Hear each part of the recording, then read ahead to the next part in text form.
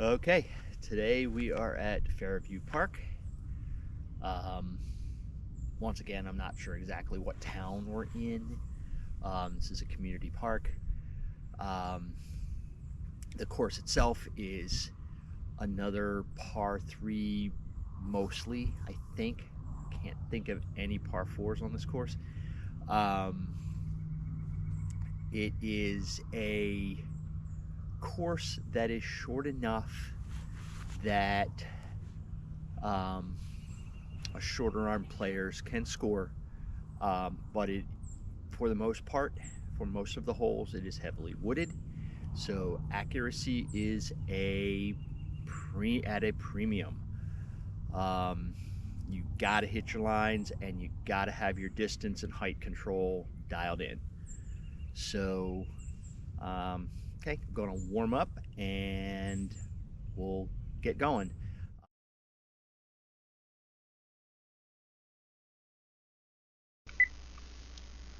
Okay, hole 1, 357-foot par 3.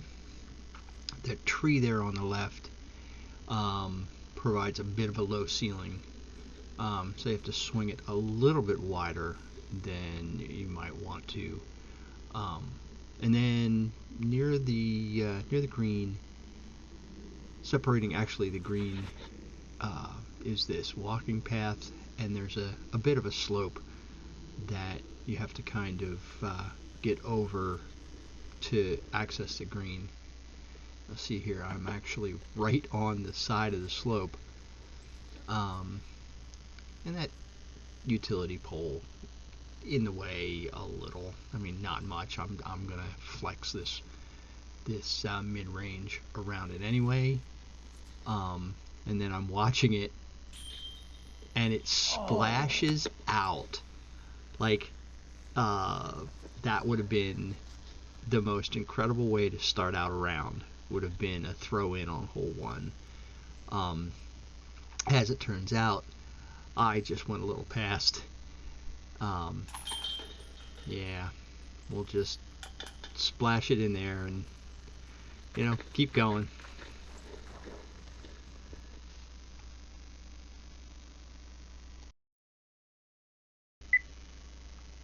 Hole 2 is another par 3, 352 feet.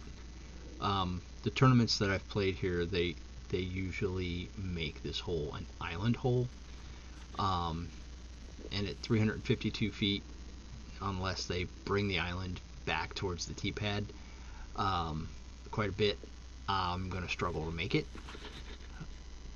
But it's a straight drive. Split these two trees, and then after the trees, it's wide open. So we're gonna pitch a putter up here. I've started to use my putter more for approaches, but in this particular case, I just sally the shot. Don't put nearly enough on it. It fades out left, and now I'm left with a fairly long putt just inside the circle. We'll do our traditional 2 putts, and I sally the second putt. One of these days, I'll learn not to take these shots for granted.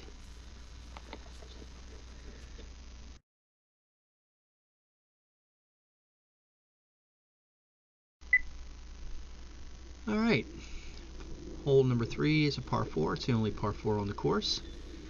629 feet. Your first drive is just straight ahead. Get past the roller hockey rink that's on the left. It can fade left a little bit. During tournaments, they tend to put an extra OB line up here on the left between the fairways of holes 2 and 3. But there wasn't anything there today, so I didn't have to worry too much about it. The second shot here for me is another full pull.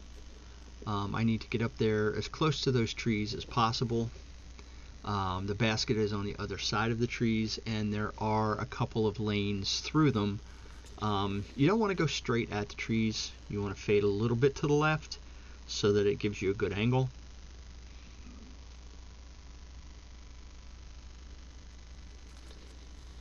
There we go. Left out a little low, and it's going to be a little more left than I had intended. And we'll see what we got when we get there. Oh, I'm a lot farther away from that group of trees than I really want to be. So now I have to split that gap that's right in front of my nose and then fade the disc left. The basket is actually to the left of that group of trees. I pulled that shot and hit a tree. It dropped it straight down into a big patch of brush.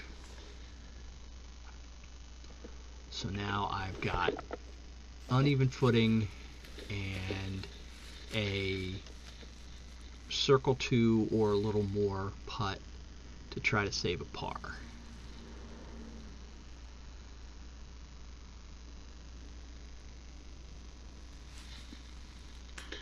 And left that first one a little low, so a smart player will adjust. Yeah, not a smart player.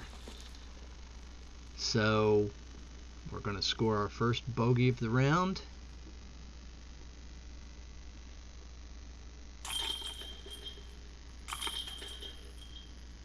And try to lose a little of the frustration and head to hole 4.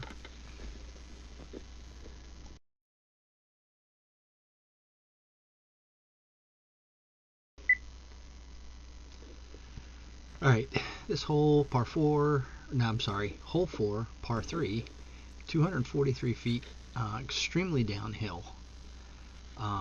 So I'm going to throw my first forehand drive of the round. And way high, way right. Apparently the frustration from hole 3 has bled over into hole 4, so we are going to mulligan that drive and go again. And I am admonishing myself to hit my target line instead of just heaving the forehand drive out there. The basket itself is at the bottom of the hill. It's basically in the corner of the tree line. You see the tree line that's straight ahead and the tree line that runs down the right hand side of the fairway. They come to a corner and the basket is in that corner. So I get down, I find my drive is well inside the circle, which is what it should be if I'm, warmed up and have my drives on point. But I will take that birdie to balance out hole 3 and move on.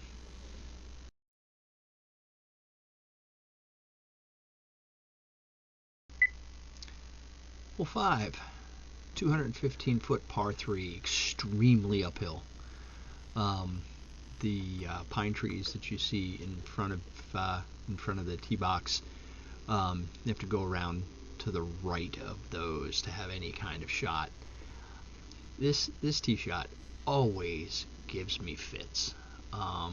Part of it is the uphill slope, and because my delivery is a bit nose up, it just exacerbates that issue.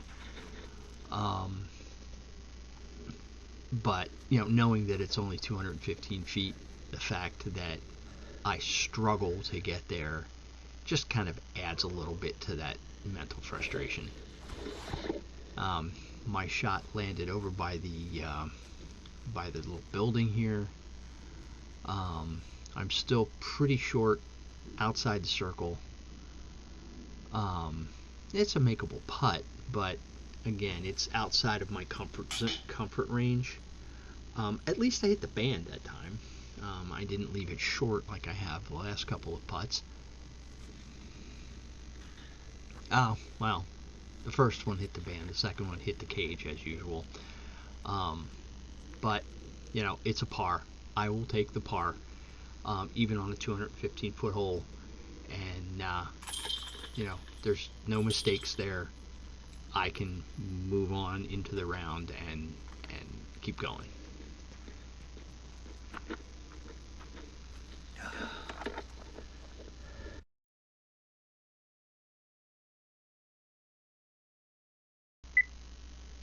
Okay, hole 6, par 3, 294.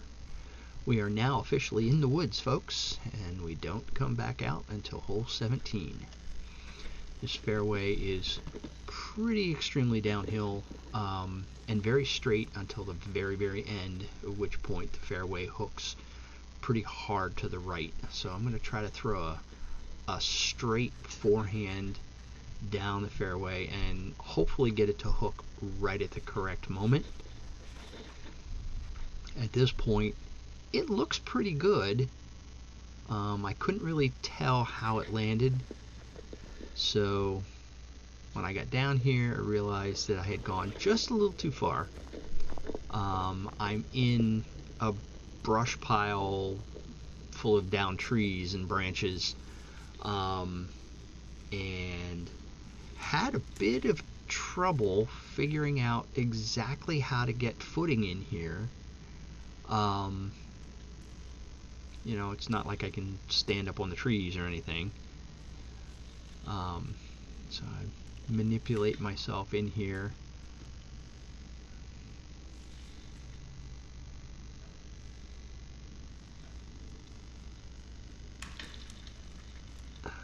That branch was poking me in the back, but it's, you know, dead and behind me, so I could get it out of the way.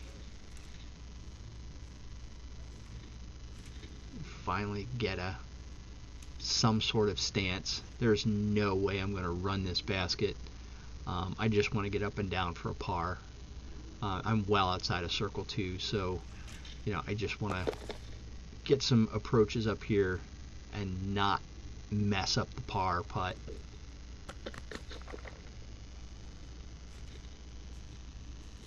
And with that, it's pretty much mission accomplished. I remember that the footing back there was just brutal. So, note to self, don't go long on this hole.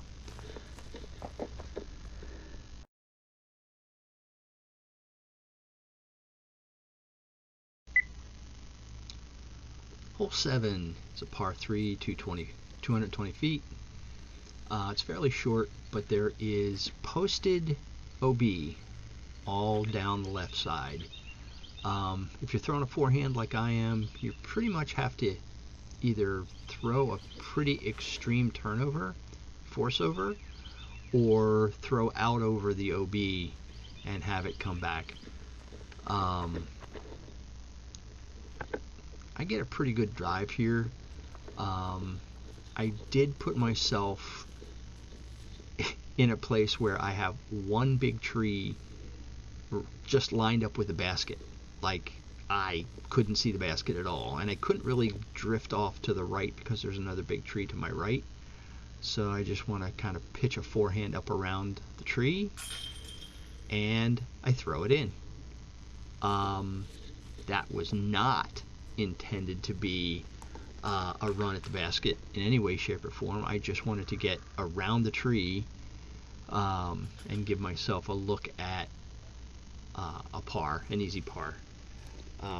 But I will take lucky shots anytime I can get them.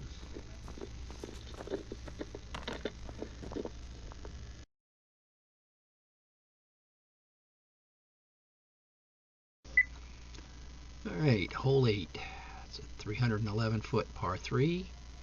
About 280 feet of this hole is perfectly straight, and then you want to fade off to the left. So, nice straight backhand should work just fine.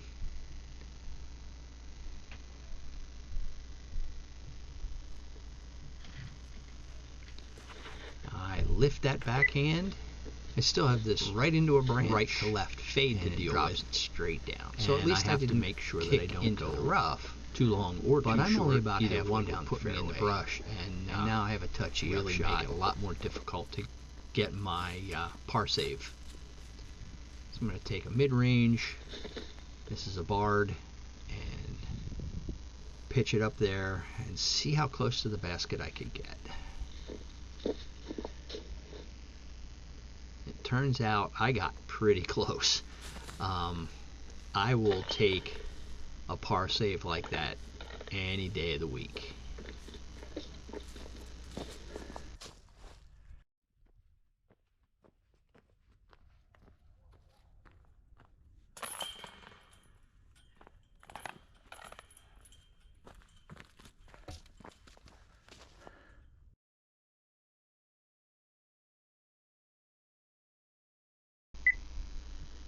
Hole 9, it's a par 3, 217 feet.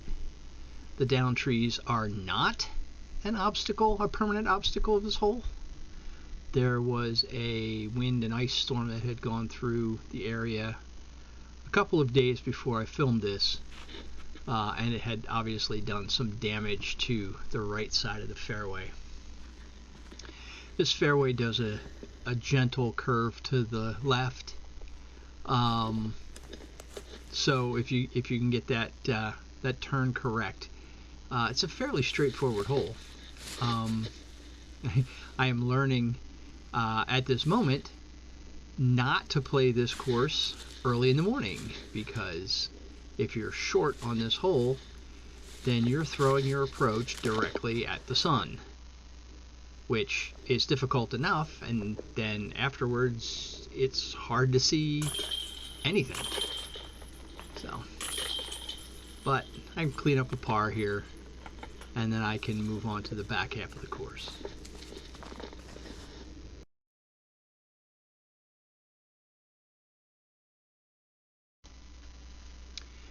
Hole number 10 is a par 3.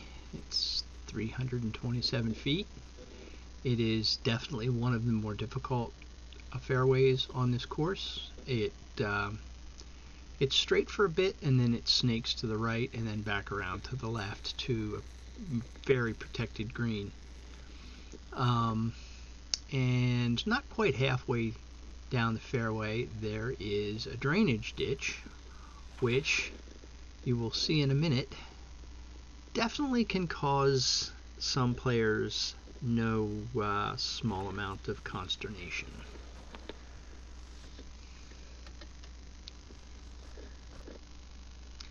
So I didn't end up in the ditch, I ended up on the edge of the ditch.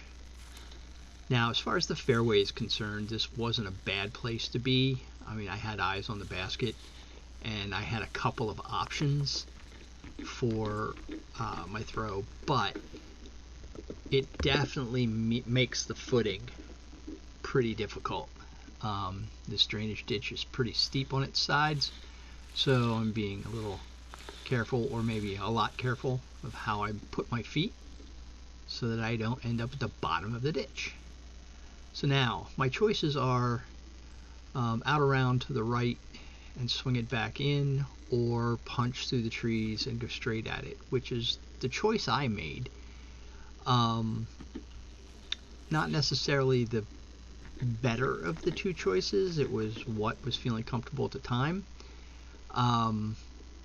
And I completely overthrew the green. Through past the basket, I'm at least 60 or 70 feet on the other side of the basket, and now I have a long comebacker for my par.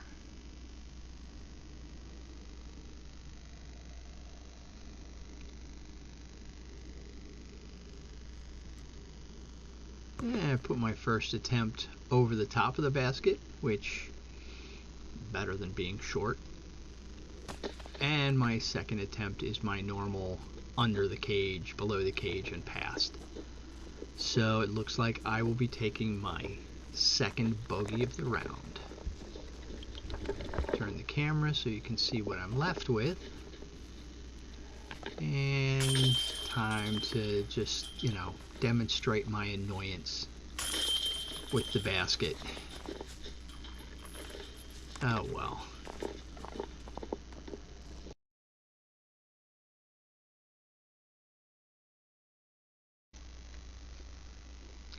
Hole 11, 383 foot par 3. This is an extremely tight fairway. There is a gap that you have to hit right off the tee, which is small enough to be very intimidating. Once you make it through that gap, the fairway opens up a bit and doglegs gently to the left. The rough on the left, the inside of the corner, is really, really ugly. Stay out of that. If you have to make a mistake, go long or stay to the right. I didn't do too bad here. I didn't make it all the way around the corner, so I'm left with a pretty long, basically outside of my putting range birdie attempt. We doink the first one off of cage and splash out the second one. And after the frustration of hole 10, that just got under my skin.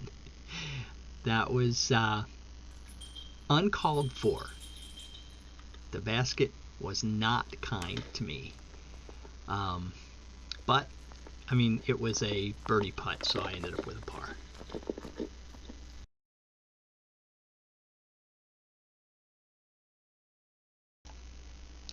Hole 12 is a par 3, 292 feet, and we're thrown back into the sun. This fairway is mostly straight, fades just ever so slightly to the right. I find it interesting that this hole is listed at 292 feet, where the last one was, well over 300. But this one, to me, feels so much longer. I think it's probably because this one I can see the basket, and the other one I couldn't. I don't know. Maybe that has nothing to do with it. But this one definitely, to me, feels much, much longer than the last one. My drive here stayed a little bit farther to the right than I would have liked, or pushed a little farther to the right than I would have liked. And it's stymied behind this big tree. So I just basically approached with a high Anheuser, and kind of, if I get lucky, I get lucky, like I did on hole 7. And if not, at least I'll stay close enough to the basket to make for an easy par putt.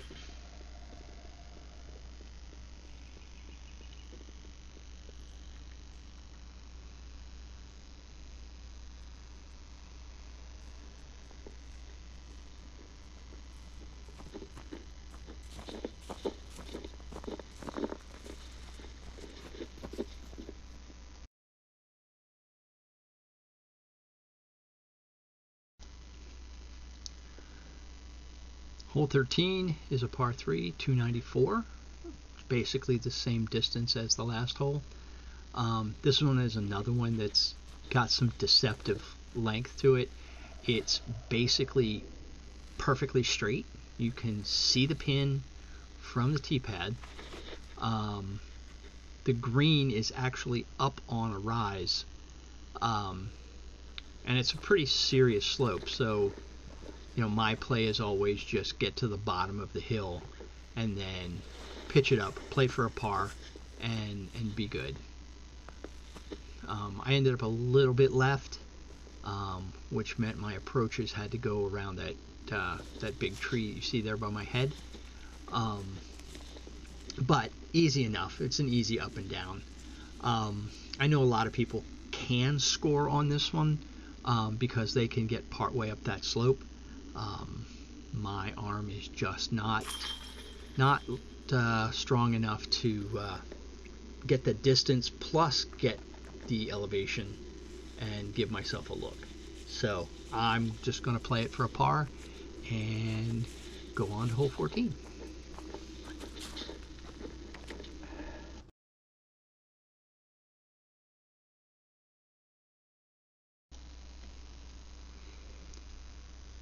Hole 14 is a par 3, 280.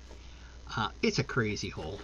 There should be a mandatory sign on the big tree, not the huge one that you see just to my left, but the next one on the left. And it's basically a fish hook. So you go up here with something, if you're a right-hand backhand, you go up here with something incredibly overstable, get it past that mando tree and let it curl right around. I didn't quite get all the way around the corner. I hung up here by the last tree. When you're driving, it's the last tree on the right. In this particular case, it's on my left. And I left it fairly short. So I've got a long downhill putt for birdie. I bounced the first one off the top, and I bounced the second one off the top. Hey, consistency is key, right?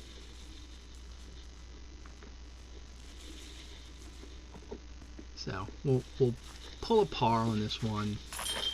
I'm not terribly upset with a par on this hole. That the fish hook fairway is, you need to be pretty precise to get all the way around the corner and down to the basket.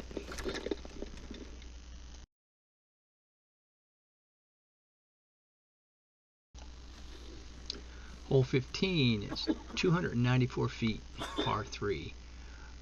This one basically fish hooks from left to right, as opposed to hole 14, which fish hooked from right to left. I'm going to throw a big ante here, because I know that there's a bit more fairway beyond the turn than I would be able to reach with a forehand. But in this particular case, my Anheuser caught a branch and didn't get down the fairway beyond the turn. Didn't get down the fairway very far at all. I'm left with an approach with some little trees in the way. I'm just going to, kind of pitch something up there close to the basket, and just don't mess up the par.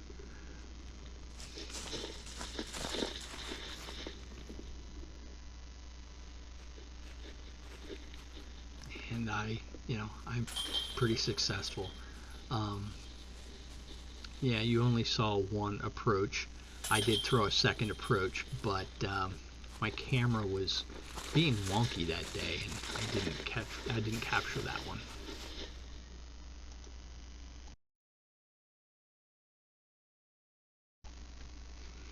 Hole 16 is 349 feet, par 3. I was actually very surprised when I looked and saw the recorded distance on this hole. It doesn't feel like it's 350 feet. Not that I can reach it, but it just visually doesn't feel quite that long. It's a pretty tight fairway. Lots of trees to get in your way. I very smartly put my drive in the shade, because once again I'm looking at the sun. And I've got a tree right between me and the basket again, so I'm gonna throw my little ante pitch up out around that tree. Oh, I'm going to throw two. Okay. Oh, why not?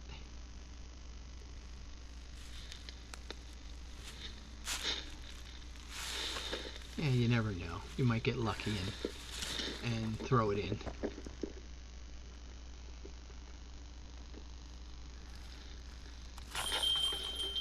So, up and down par again, which at 350 feet, I'm not unhappy with an up and down par.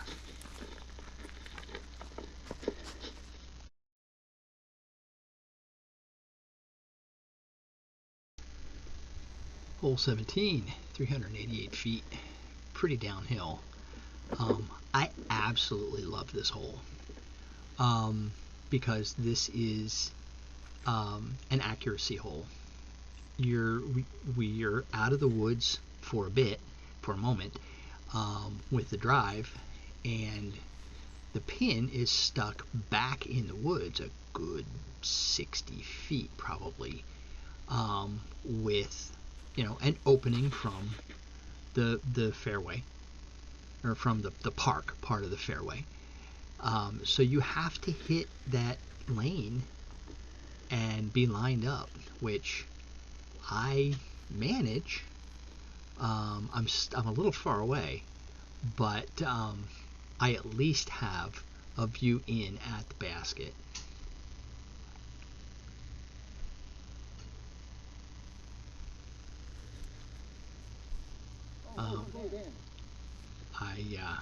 I gassed that one just a little bit too much, and I left it a little bit too far left. And so when that mid-range faded, it faded away from the basket, past the basket and away.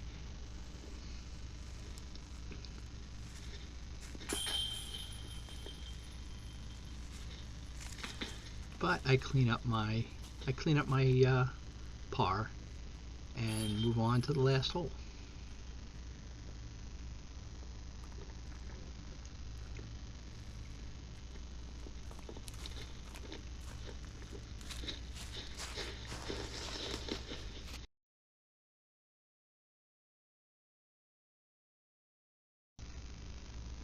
All right, hole 18, last hole. It's 262 feet. We are now in the woods, and we're playing to a basket that is just outside of the tree line. So just throw straight up this narrow fairway. The basket is tucked around to the right once you're out of the trees. I apparently didn't get that memo because my drive faded pretty hard to the left, and I made the hole even longer. So instead of trying to drag the camera and the cart and all that paraphernalia back into the rough where my disc landed, I decided it would be kind of cool to put the camera near the basket and go track down the disc and do my approach from there, thinking that it would be an interesting view. What I didn't think about was the fact that I was putting the entire camera at risk, especially if I was running at the basket. So no, I haven't disappeared. I am actually in that I'm in that rough, pretty deep, hidden behind some trees.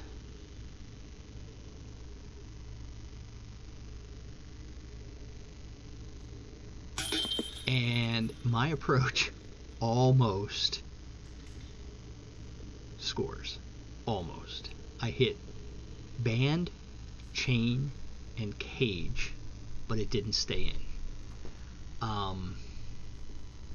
So I actually couldn't see the disc hit the basket. I heard it, and I got all excited. I'm like, oh my gosh, did I just do that? Did I just throw this in on 18? And then when I got up here, I realized that nah, I had bounced off, and it wasn't until I saw the footage that I realized exactly how close I was to getting a birdie.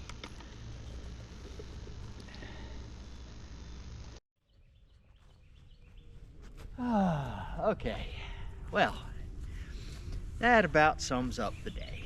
I just did my whole end of the round spiel and then went back to find that I had forgotten to turn the camera on, which is like the 4th time this round. Anyway, that's just, I was not having a stellar day. Anyway, that's Fairview Park. Nice short course. A lot of the holes, most of the holes are reachable by short arms like me, but you got to be accurate. If you are not accurate, you're going to hit trees, and when you hit trees, yeah, let's just say you don't score very well when you hit trees. But it's a nice little park for beginners and intermediates to come out, brush up their skills, learn some different shots. It definitely helps me out on this course that I have a forehand. That I have both a forehand and a backhand, because that way I have more options to shape shots. But this course is a good learning course. And that's about it. So until I see you guys out on the course, go crash them chains.